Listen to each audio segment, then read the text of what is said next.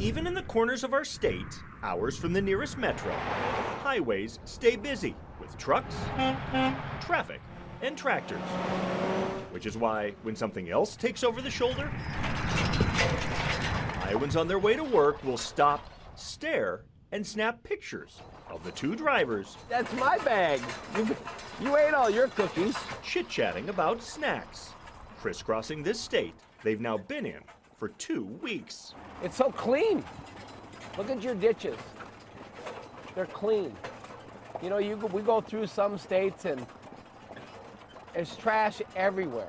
Everywhere. But you look here, you don't even see any paper. That's Tom Nass talking. Sometimes if you want to get a word in, you got to wait till I take a breath. Beside the guy holding the reins, Carlos Ford. They want to go every morning. A Southerner who had no plans to spend today in Pocahontas County or anywhere else they've been seeing at 3.5 miles an hour. He told me he wanted to go on this ride, and he said, hey, you want to go with me? And I said, why not? The better question might actually be, why? Because crossing our state in a wagon from Moines near the Missouri border all the way up to Minnesota and beyond takes weeks when you travel only 20 miles a day. The answer is up there over the horizon. Tom's mom, Ann Strand. They had no idea where they were going, except they were going north. 90 years ago, she made this same trip along this same route with her parents when she was only 3. Covered wagon, 3 children, dirt road. Lamoni was too expensive for their family. They needed cheap land. My grandfather had a 1927 Model T, and he traded it for 2 mules and a wagon.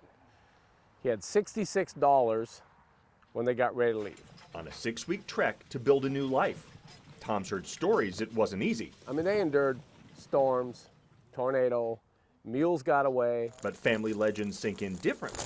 Pouring rain out, we're in the tent. Just barely got in here before it started pouring. When you're the one stuck in a downpour. Here we are, going downtown Lamoni, Iowa. Cruising Main Street behind mules. We're not quite used to sitting on the ground, but we're sleeping on the ground. A little stiff this morning. Or rising with the sun to hitch up the team. This one is Gypsy, this one is Fancy, and that one's Dolly. Just like those who came before did, right here with mules. They get excited. 90 years ago.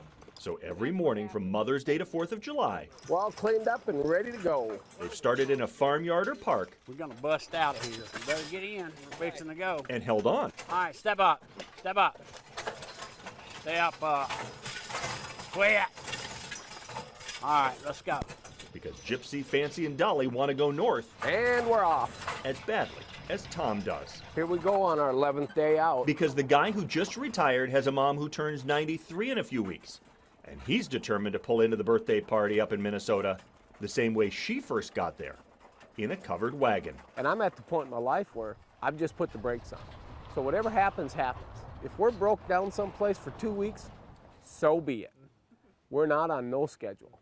If I don't get there by her birthday, she's just gonna have to understand. And it could take a while, because Tom doesn't know any strangers. You know, if someone wants to stop and talk, I just stop. We're in Kellerton, Iowa, and we found this woman to give us some water. Along the way, Here we are, we're with the sheriff of Guthrie County. they've met Iowans, I'm Chris Bloss. I farm a mile west of here. soaked in their family stories, My great-grandparents owned a section of land there. and experienced our state. We're with Chuck, the local pastor of the church. He's going to I've met so many nice people in this state. From the time we got into this state, it's unbelievable how nice the people are. I mean, everybody has a story. Including him, the guy who's spending 7 weeks in a wagon with his dog and a buddy behind 3 mules to better appreciate his mom. Yeah, I think about it every day.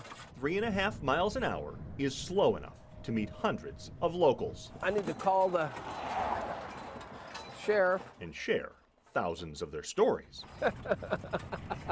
while letting it sink in. The nearly 93-year-old waiting over that horizon wasn't just telling stories, she lived them. Oh yeah, what a journey they went through. I mean, not even knowing where they're going. You know, they never been there. And now her boy has lived them too. I just love it. I just love it.